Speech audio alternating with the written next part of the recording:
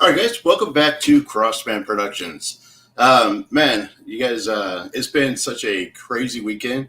My youngest daughter graduated this weekend. So, three kids, gone through school, got them all, from the start to the finish. My other two, my son graduated 2 years ago, and my oldest daughter graduated 2 years prior to that.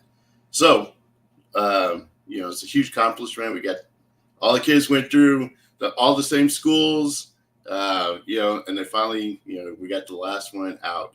Now the next step is for her to get a job. So, and then we'll be good. So, and then I'm sure you guys have been watching the news, and Dallas has been getting slammed with storms. Even at the beginning of the graduation, when we got there, we got hit with the storm, and we had to run like 3 blocks in the middle of the rain to get her to the building. So that was crazy. We just got to have another storm. So hopefully our Wi-Fi holds out on us. We're gonna keep our fingers crossed today. So, but I'm really looking forward to bringing in my next guest. This is Steve J. Rubin. So Steve is a fellow podcaster. I love bringing in other podcasters and sharing their podcasts and seeing kind of what they're doing. The other thing is that Steve's a author.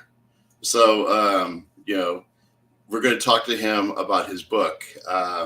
And he has, a couple of book signings. I think he's coming to Texas. We're going to talk to him about that. But if you're in the area, you definitely want to go to his book signings and meet him and get to hear what he's saying and definitely buy the book. So without further ado, I'm going to bring in. How's it going, Steve? Great. Good to see you. Well, good to see you, man. Welcome to the show. Thank you. As I mentioned earlier, Plano, Texas is kind of close to my heart because I wrote a screenplay that starts out in Plano, Texas. We're out there trying to sell it right now. Well, yes, it's crazy, man. For those of you guys who know, I work in Plano doing security. And so I'm starting to see that, quite a few of the people that I've had come on here, are familiar with Plano. I'm surprised. Actually, my youngest daughter who just graduated, well, no, not her. My oldest son and my daughter, both were born in Plano. So, how far, just not knowing the geography of Dallas very well, how far is Plano from downtown Dallas? It's not that far. It's probably, I want to say about 30 minutes away. Oh, okay. Yeah, so it's not bad at all. It's right off of the Dallas Tollway, So, but yeah, and Plano is such a, right now it's a growing city. It's expanding. The people who know that area is right next door to Frisco. We're like 20 minutes from Dallas. But it's a great area. So now let's do this. So when I bring guests in, what I basically, I kind of do, because I want to talk about your journey and share your journey and how you became a podcaster. And, we'll talk about your podcast and then we'll talk about the book that you wrote. So kind of introduce my audience to you by kind of telling them who you are, where you were born and raised, and what was life like for Steve growing up? Well, I am a child of the movies. The movies were very important to me from the age of 6. I was born in Chicago. I moved to LA when I was 4. And shortly thereafter, we moved across the street from a movie theater. And for the next 6 years, I lived at that movie theater every Saturday and sometimes in the evenings. Right. So I grew up with a huge movie education. My mother was a big movie fan. Wow. So I was learning the names of Cary Grant and Debbie Reynolds before I finished my ABCs. Oh, wow. So I went to school. I went to UCLA. I studied history and journalism. I wrote for my college paper. And when I got out of college, I decided to write a book. Okay. And that was my first book. They say write about something you're interested in. So at that point, I was all about being interested in the making of World War II movies. Oh, wow. Okay. So I started interviewing the filmmakers who made films like The Great Escape, The Longest Day, The Dirty Dozen, all the classics from the 40s and 50s and 60s up through Patton, and had a great time. It took me about 8 years. Finally got the book finished in '81, and it sold 500 copies. Oh, And I wow. began to realize that if I wanted to stay as an author, I better write about a subject that people really wanted to learn about. Right. So I applied the same kind of heavy research with the original participants to the James Bond movies. Okay. And I did the James Bond films, a behind the scenes history, which was the first book to look at the making of 007. And that sold 50,000 copies on its first Oh, wow. printing. Wow. So I was on to something. I never really made a lot of money from my writing, but it introduced me to the film business. And I got a job shortly thereafter as a publicist. I would promote movies both in town or on the road. I became what in industry parlance was a feature unit publicist. That meant I was attached to the crew. Right. And it was kind of like summer camp for me. For me, a huge movie buff, to actually work on films like Pretty in Pink and Right. Porky's 2 Right. and Eddie and the Cruisers 2 and Weekend at Bernie's 2. I mean, I would always be assigned to the lousy sequel to a good movie. Right. But I had a lot of fun. And then I went to Showtime in '92, which was a real nest of movie making. And I think they made 300 movies over the next 9 years. And I was able to produce my first movie for them in 2001. It was called Bleacher Bums. It was a baseball comedy based on a play written by Joe Mantegna, Dennis Franz, and 7 other Chicago actors. So we got that out in 2002. So that started my producing career. Well, so, and I never thought about it, the industry having a publicist. Most people, they're like, oh, I'm going to be a writer and do screenwriting. But you decided to go be a publicist and help promote the movie. Well, it's a question of opportunity. Nobody's ever advertising for a writer producer. You have to fight for every scrap you can get. But I worked in a PR agency for a while, and a lady used to come into the office doing photographic approvals, where every photo that was taken on the film set had to be approved whether the actor would want it. So I started to ask her questions, and she said, well, I'm a unit publicist. So the idea of actually working on the filmmaking was fascinating to me, because I was very interested in how movies are made. Right. So it was a terrific education on how the whole process begins. And then I just kind of got a whole flavor for what filmmaking is like. I mean, a lot of people come to a movie set and they're bored within 5 minutes, because it takes 2 hours to set up a shot, and you're waiting. But when you know everybody on the crew and what they're doing, you get to really feel for what's going on, from the guy who's setting up the shot, the photographer, to the people serving snacks. I mean, you really get a feeling for it. And what also was nice for me, being an LA guy, I got to travel. I'd never really traveled to the extent where I was. I mean, I went to Jamaica, I went to Canada, Mexico, all over the United States. So I had a great time working, making a living, but also doing the thing I loved. Right. Well, so now going from being a publicist and watching how films are made, what kind of drew you towards being a producer? Well, just being around the filmmaking process. Now, I've always been interested in stories. Right. How what makes a good story, how to tell a good story.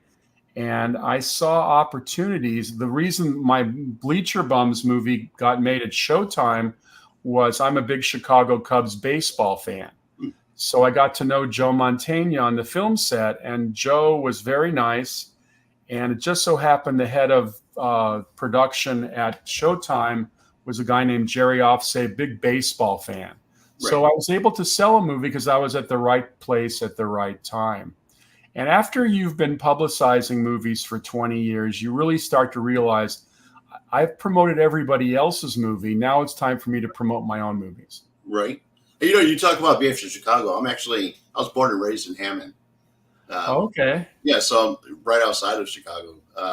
And then we moved to Texas. So what people don't realize is that, you talk about being a Chicago Cubs fan.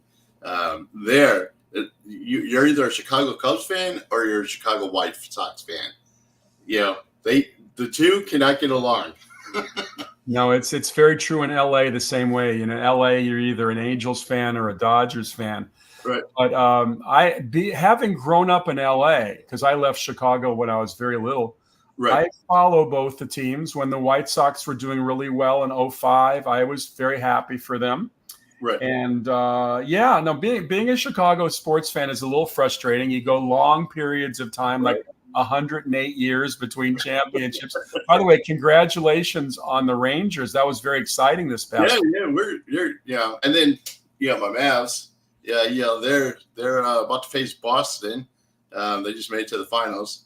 The Dallas Stars were actually in the playoffs. They just got they lost yesterday, so they lost their final run. But I'm hoping that we could get bring the championship home for the Mavs this year. Mavericks. It's been a while, isn't it, since the days of Nowitzki?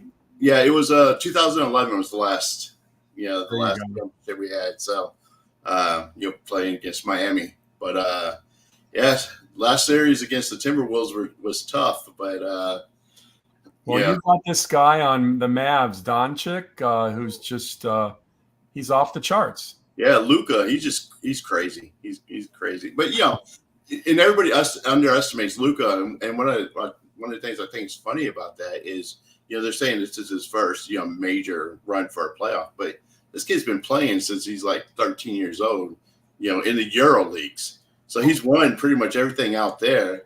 So coming to the playoffs is was just another game for him. So sure, no, of course. But he's such a talented guy too. So. Well, you're a podcaster. I'm a podcaster. Podcasting has kind of renewed my interest in film history. Because when I first started out, my first gig as a researcher was writing for a magazine out of Chicago called Cine Fantastique, which was a film. Hang on one second. I got a dog here. That's right.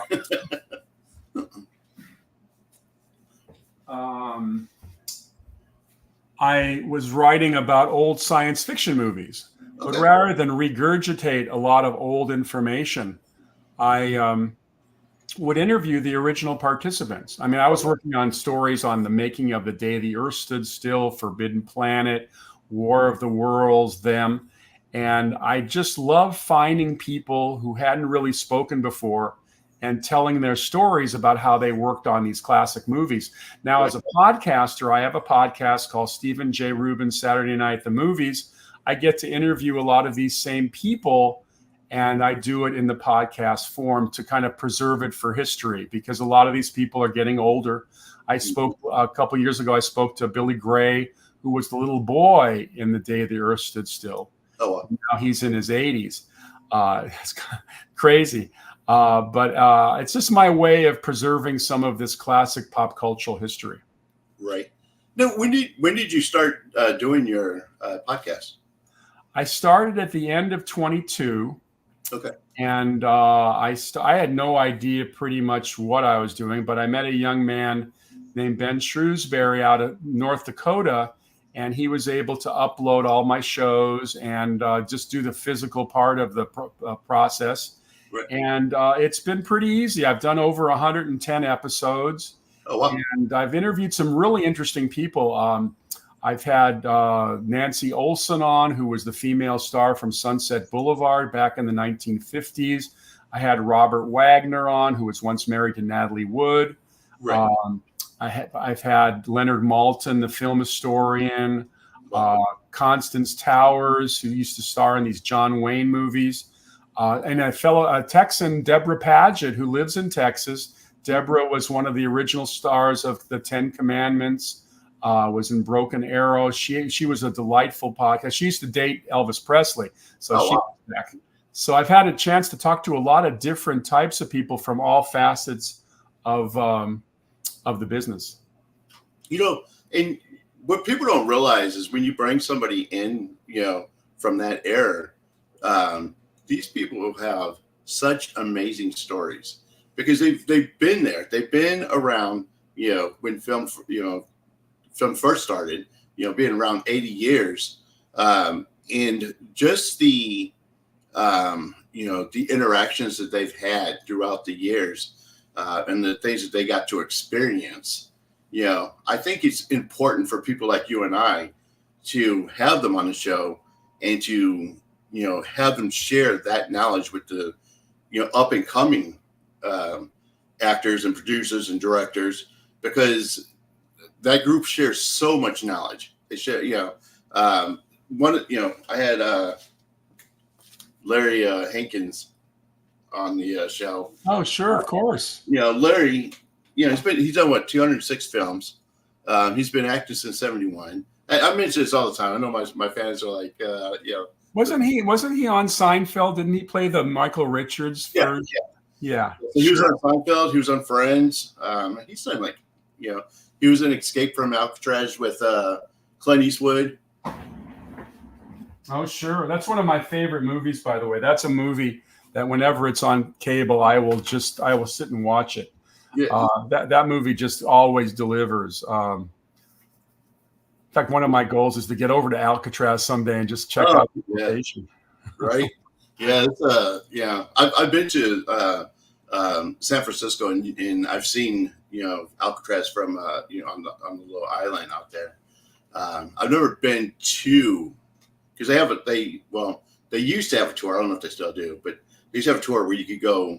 Sure. I think they do. I think they still do. I really do. So that would be interesting to go actually see Alcatraz. So of all the people that you've had on, who do you find, which guest did you think was the most interesting, had the most interesting story? Well, that's a really good question. Well, sometimes I will pick a guest that I just love their movie so much that anything they're going to say is like a pearl to me. So One of my favorite time travel movies is the movie Time After Time, which was all about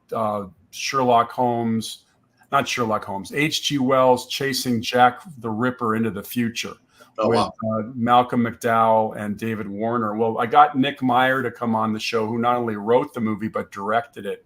So he was just great. And then he came back a second time because he also directed the second Star Trek movie, Star Trek: The Wrath of Khan. Oh, wow. It's another one of my favorites. So between Wrath of Khan and Time After Time, I just really got a chance to dig deeply into those movies with him. Right. And in fact, it's funny.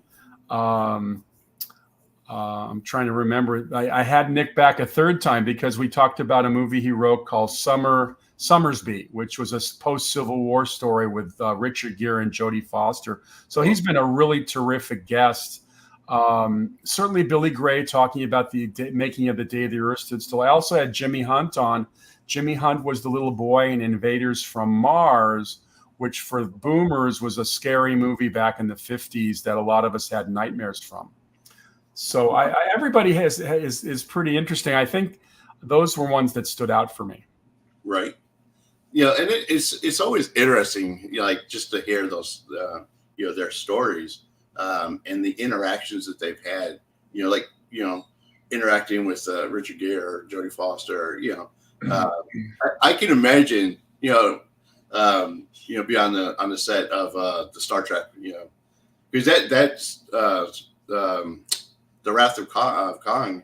That was a huge film back in the, It's considered the best Star Trek movie ever. I would not disagree with that. And of course, Ricardo Montalban was in the original episode, and he comes back in the movie. He's just terrific. I really enjoyed that. anything related directly to film, because it kind of echoes what I did originally with my retrospective work for Cinefantastique, where I'd find interesting information. Had a funny time discussing Sunset Boulevard, which is considered such a classic, with Right. Nancy Olson. And Nancy Olson, for the listeners who actually remember the movie, she plays the girl who kind of falls in love with William Holden's character, and he's, of course, hanging out with the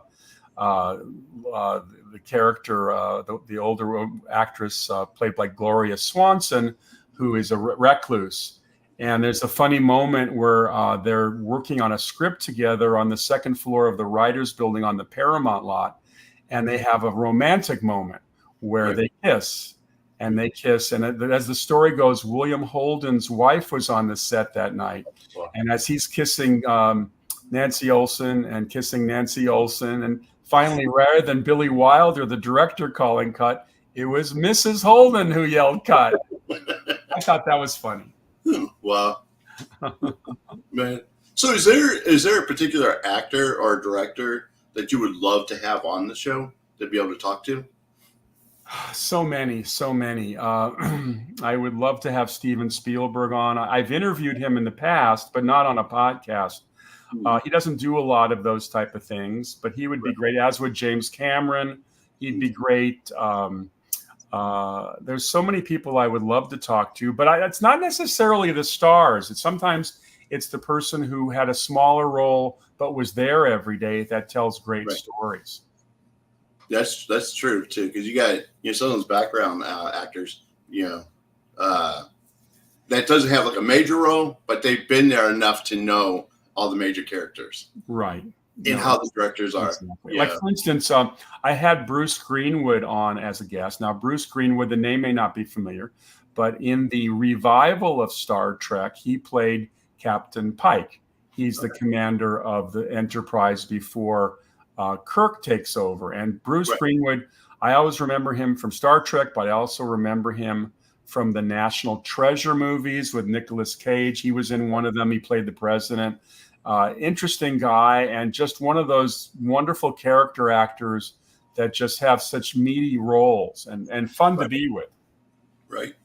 So, yeah.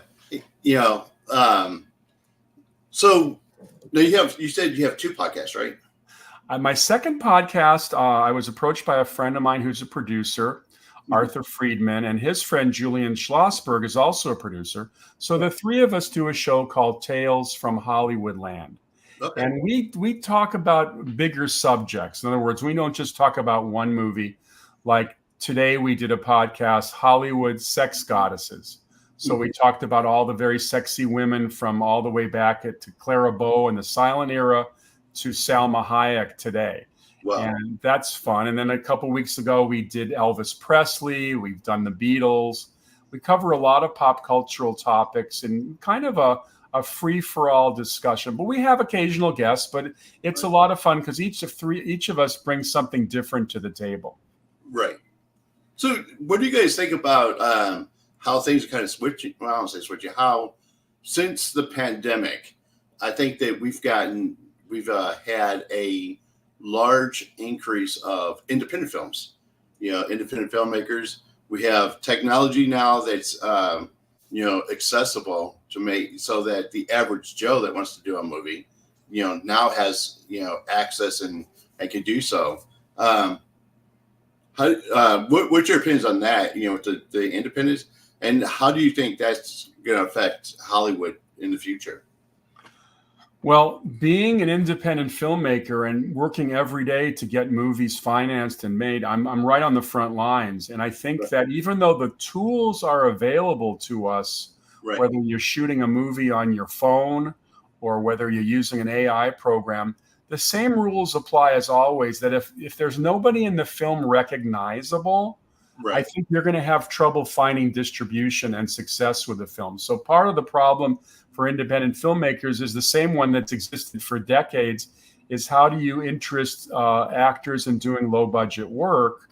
And that's part of the challenge. I think that, there's probably 2,000 or 3,000 movies made every year independently. And a very, very small percentage of those movies get any kind of distribution, and then a very small percentage of those movies make any money. So the business is very top loaded toward studio franchise movies, which I think they've gone a little too far with. I think that you go to a movie studio these days and you present an original idea, they look at you like you're from Mars. They want Iron Man 2, they want Star Trek 6, they want the 19th version of the same movie over and over again, which to me, it's a business plan that works for them because they're targeting young people who like the Iron Man movies or whatever Marvel character. But for people over 40, there has been kind of a desert of material. Most of that has shifted to streaming. Yeah. And I see that too. I see that, we have, now we have just how many streaming services out there who's putting out these independent films. And I feel the same way. I wish there's got to be a happy medium between the two, between what Hollywood's doing and what, the independent filmmaker, because one of the reasons I like independent films is because the ideals are fresh. You got people come in with new ideals, great ideas for films. And then you have the studios who keep doing, the same movie over and over, and after a while, you can only do so many Iron Man. Yeah, I mean, and then you just, people like you and I get burned out. Okay, I like Iron Man, but Iron Man 15. Yeah. Well, it's funny because I remember being a teenager and getting excited about the new Sinbad movie, right, or the new Star Trek movie, but I understand. I have to kind of divorce myself from that mentality because I'm not 17 anymore. Right. And 17-year-olds today have a lot of choices. They don't have to go to the movies. They can play games. They can, watch films on their phone. It's much tougher now to get people to come to the multiplex. And that's why they focus on these franchise movies, because they figure if people already know about the subject, they'll at least have a shot at getting them. Whereas if they have to create a campaign from scratch, that involves a lot of work, which has made the studios very lazy. It's like, it'll be easier for me to do the new Spider-Man movie than to give them something brand new. So, in the old days, studios were run by executives who loved movies and felt in their gut if something works. Now, you went to the studios today, there's nobody like that anymore. There's probably 30 executives who have to agree to get a movie moving. So it's nobody works from their gut now. They work from demographic studies, marketing studies, all these different studies. It's become very scientific. Right. It makes me wonder. So, like when Star Wars came out, nobody gave Star Wars a chance. George Lucas thought that this thing was going to bomb, after putting all, his effort into creating this thing, which once, the studios did release it, became a phenomenon. So it's hard to believe that the first Star Wars movie cost $9 million. Right. But then if somebody had pulled the trigger on that, they would have missed out on that whole, the whole opportunity of the whole Star Wars franchise. And I think about that nowadays, how many ideas are coming out like that, but because it's not their traditional, if it's their traditional mode or their guaranteed plan that what they think works, how many movies are we missing out on that could in the future be one of those great phenomenon movies? Well, I hope to have written one of them because we've been writing a lot of stuff. Right. So now, if you say that you're a person who's trying to get a new idea out into the Hollywood, to get Hollywood to pick that up, what's the process? How, I don't say what's the chances, but what's the process to actually get it to somebody who might do something to help, expand that? Well, it's a very good question. I think that currently we're operating without an agent. And I think that if you're doing it on your own, it's a little bit more challenging. It's nice to have an advocate out there. but I meet people every day. I talk to people. I was in Europe recently, and I was watching a movie on Netflix called Mother of the Bride with Brooke Shields, which I thought was a charming little movie. No great shakes, but well done. And it turned out I knew the producer from when I was at Showtime. So Right. I got in touch with the producer, and I just sent him a script on Saturday. So sometimes you have to keep your eye on the ball and look for opportunities. Right. And then just keep throwing spaghetti against the wall. Eventually somebody's going to go for your stuff. We've been focusing on comedy because I feel that comedy has pretty much disappeared from theaters, with a very few exceptions. There's a million horror movies being made. There are thrillers being made. There are big historical dramas. But when it comes to if I walk down the street in Plano tomorrow and ask somebody, what were the last 3 great comedy movies you saw in a theater? I have a feeling people would have to go back 10 or 15 years. Yeah, I agree. And there's a difference between a raunchy comedy and an actual comedy. You know what I mean? Something that, like an old Chris Farley movie, something that or an airplane movie, or a Tootsie, or just something that's just fun. That's the big battle word I've been using a lot lately. Try to bring fun movies back to the theater or to streaming, because God knows we get enough depressing movies. Right. And, they're important movies to get made, and I kind of understand the mission. But I've always gone to the movies seeking a bit of escape, get away from anything that's going on in the world. And comedy has always been a great solution for that. Right. And I think too that the comedy movies and sci-fi movies, something that's that's out of the ordinary. That's like that's exciting to watch. Something that's fun, action packed. Something that's fun to watch. Because that's what people go to the movies for. They go for the escape, They do.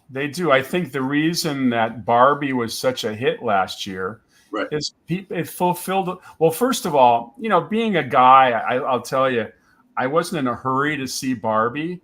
Right. But amongst the female demographic, they had nothing to see for years. Right. I mean, all those science fiction movies primarily appeal to teenage boys. So for moms and their teenage girls, what did they have to go see? So they announced Barbie, and it went literally through the roof. Right.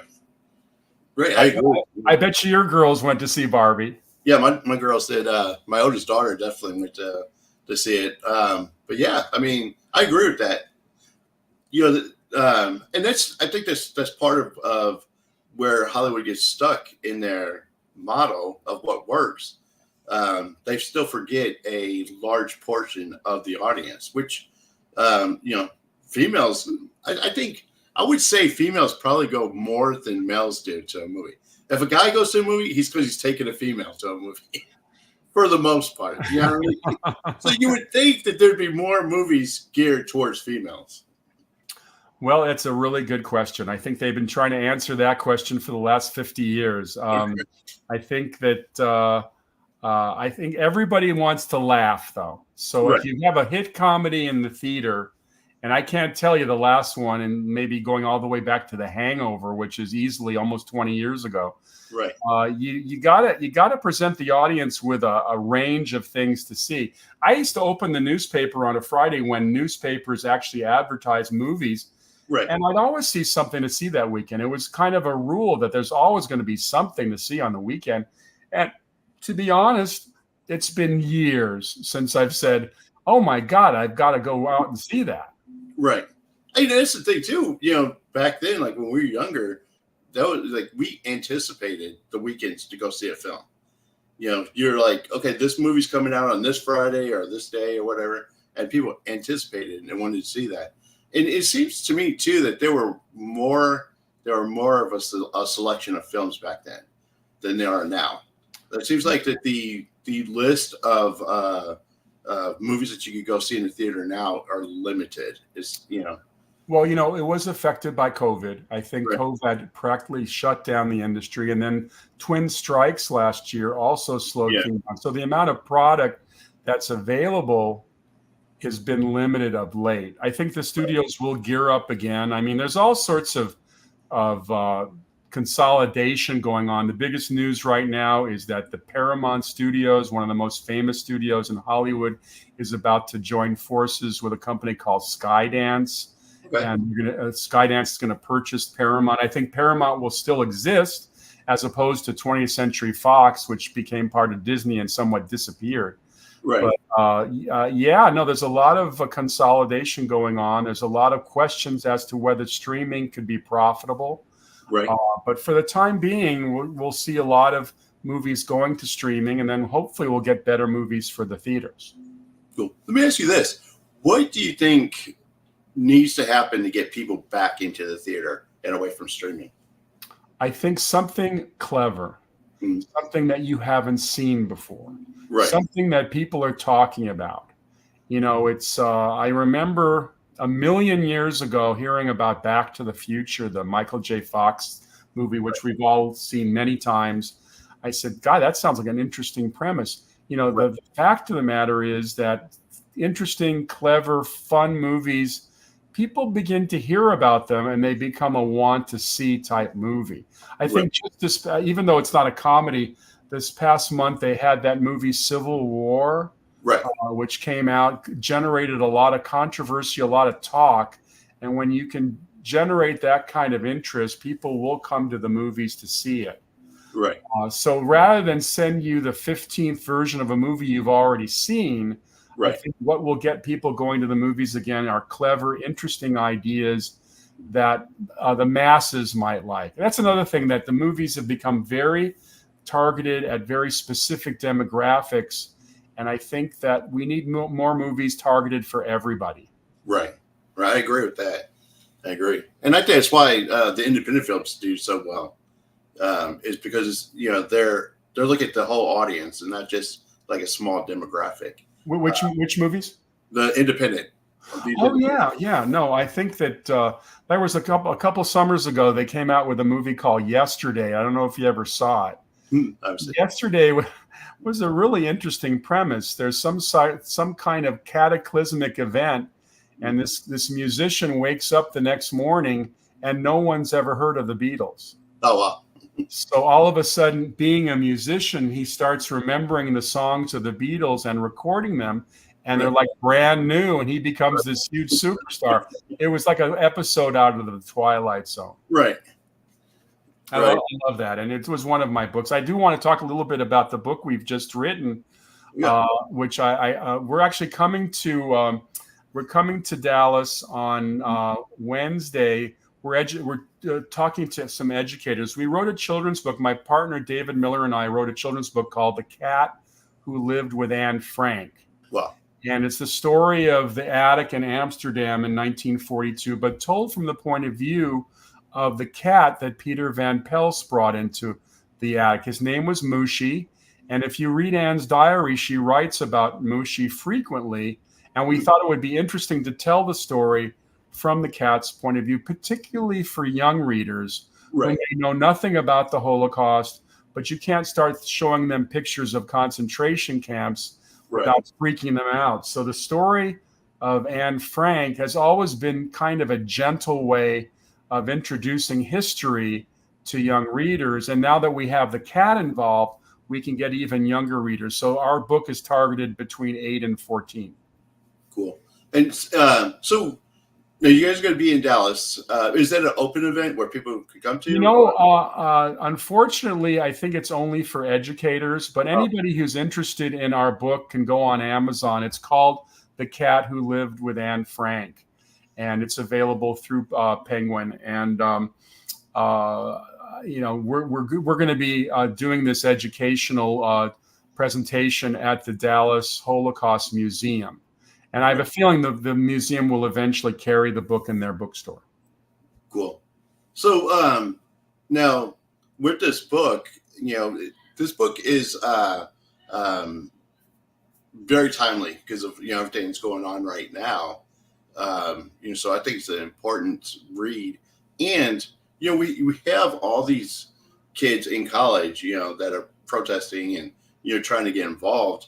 I think that it's important for them to sit down and actually see the history, not just jump on the bandwagon because something's popular, right now, and in our space, but to be able to know the history. So if you're going to show up to something like that, you actually know the history of what happened and why things are the way they are now. I think that if the younger generation knew that, it would probably be more effective for them to try to make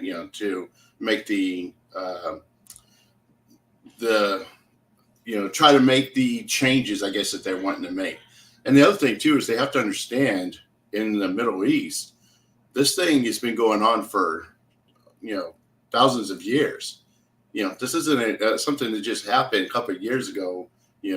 This is something they've been facing for a long time. Completely. And I think that history is a subject that some people poo-poo. They don't really care about history. Right. The old adage that those who ignore the lessons of history are doomed to repeat them. I think that there are people out there who deny the Holocaust ever existed.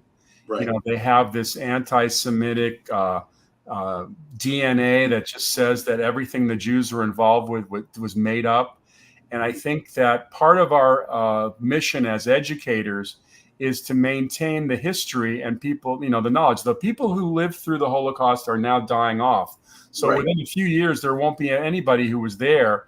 And if these deniers keep pressing, it particularly can affect young people. You've got to get to young. Anti-Semitic attitudes begin when people are young, probably coming from their parents. And if young people can develop their critical thinking and learn things for themselves, as opposed to repeating the same old tropes, I think it's important. And in our own little way, by reaching young people about Anne Frank's cat story, we can tell them a little piece of history. And by the way, we've taken the story a little further. We've developed an animated feature idea, which we're out there in the process of selling. And that's going to take Mushi's story out of the attic. In the book is essentially Anne's story from the cat's point of view.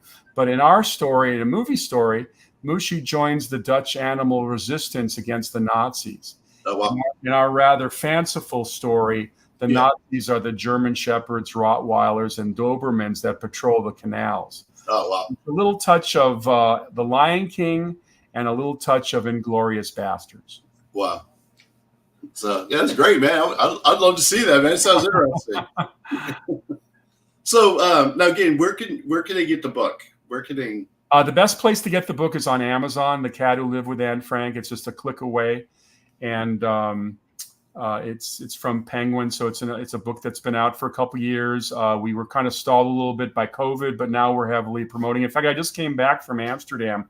The book is now selling in the Anne Frank house. Oh, wow. So that was cool. And they actually gave me a private tour. I went in the backyard, which nobody gets to, and I stood where the old chestnut tree used to stand. It died a few years ago, and that's the tree that Mushi would climb out of the attic and climb down into the courtyard with.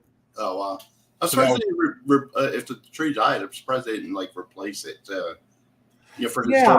But they took saplings from the dying tree and they're now planted all over the world. I was recently in Columbia, South Carolina, at the University of South Carolina campus, and their Anne Frank Center has one of those saplings. Oh, wow, that's cool.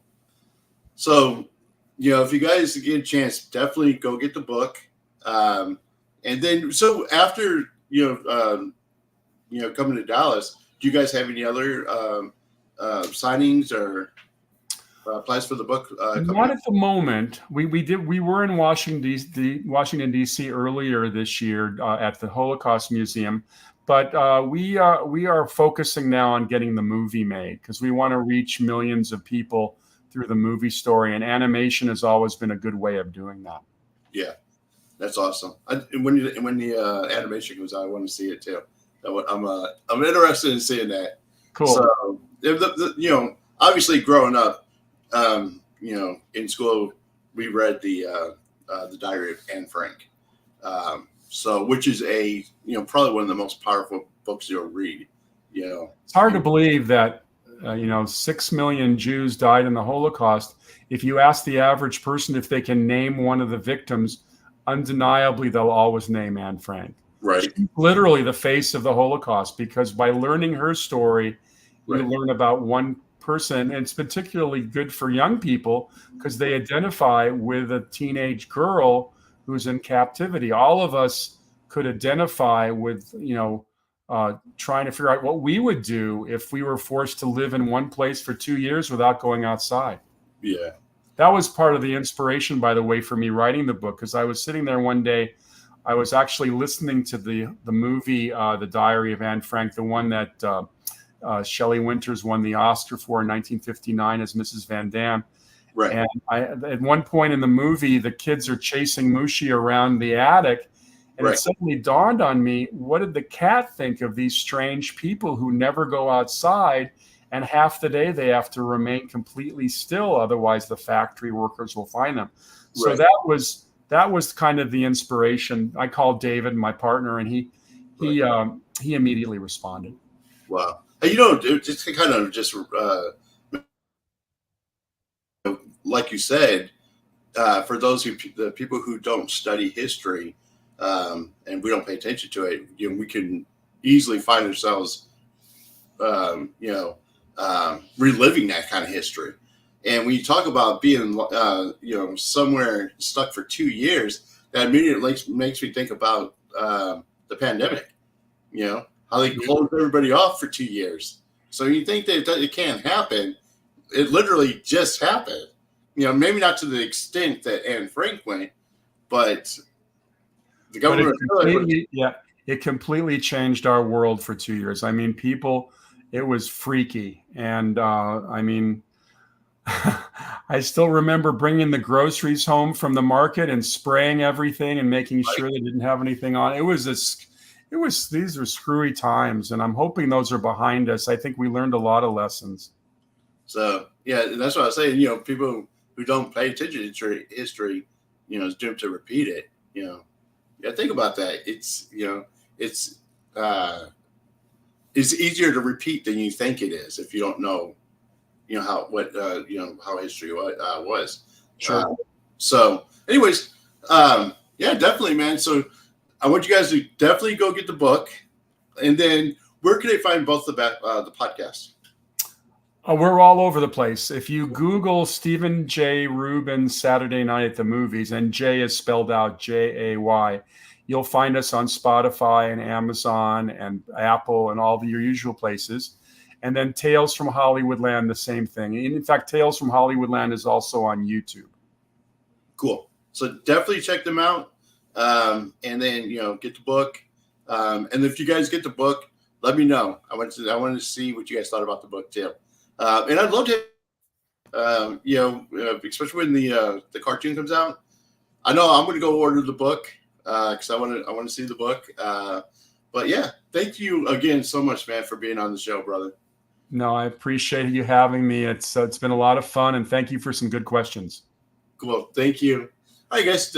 Again, until our next episode, we're going to have Wolverine from Power Slap coming up.